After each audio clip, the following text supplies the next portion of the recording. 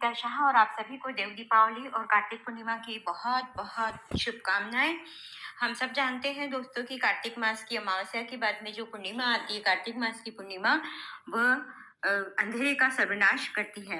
कहते हैं कि इस दिन यदि ईश्वर की आराधना की जाए, पूजा पाठ दान धर्म किया जाए और हिंदू धर्म के ग्रंथों के अनुसार गंगा स्नान किया जाए तो इससे व्यक्ति की जो तामसिक प्रवृत्तियां होती है उसका नाश होता है और स्वर्ग की प्राप्ति होती है।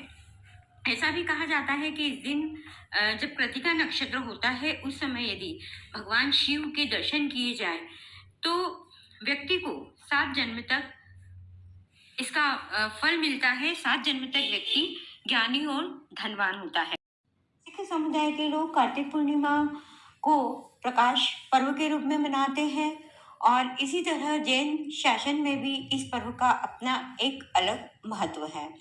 आइए देखते हैं इस पर्व के महत्व को। हिंदू ग्रंथों के अनुसार कार्तिक पूर्णिमा के पावन दिन भगवान शिव ने प्रदोष काल में अर्धनारीश्वर के रूप में त्रिपुरासुर का संहार किया था, जिससे देवगण बहुत प्रसन्न हुए थे और देवताओं ने काशी में आकर दीपावली मनाई थी।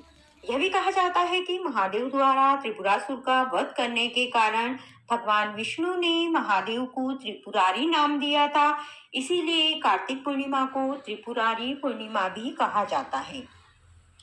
भगवान विष्णु को लेकर भी एक मान्यता है कि इस दिन भगवान विष्णु ने प्रलय काल में वेदों की रक्षा के लिए मत्स्य रूप धारण किया था।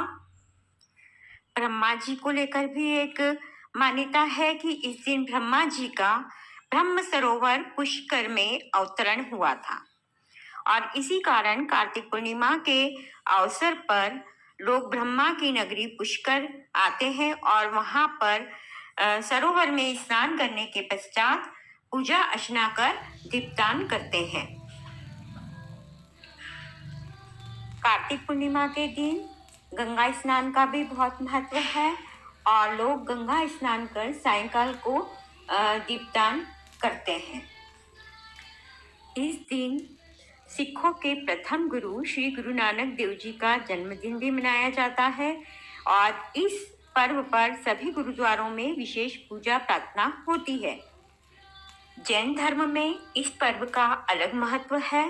सभी जानते हैं कि चातुर्मास जो आषाढ़ चतुर्दशी से प्रारंभ होता है उसका समापन कार्तिक पूर्णिमा के दिन होता है। इसका जैन शासन में जो महत्व है उसका कारण यह है कि चातुर्मास के पश्चात इस दिन से जैन शासन के साधु साध्वी जी जो चातुर्मास के दौरान एक ही स्थान पर रहते हैं अपनी बिहार यात्रा पुनः शुरू कर देते हैं। दूसरा कारण यह है कि चातुर्मास के पश्चात इस दिन से श्री शत्रुंजय महातीर्थ पालिताना की यात्रा पुनः प्रारंभ हो जाती है और इस दिन से कई लोग अपनी 99वीं यात्रा को भी प्रारंभ करते हैं। एक और मान्यता यह है, कहते हैं कि आज के दिन द्राविड़ और वारी खिलजी अपने 10 करोड़ मुनियों के साथ में शत्रुंजय महातीर्थ से मोक्ष पधारे। इस तरह कार्तिक पूर्णिमा एक आध्यात्मिक और धार्मिक पर्व है और इस दिन लोग दान धर्म करके पुण्य कमाते हैं और प्रभु की कृपा को प्राप्त करते हैं।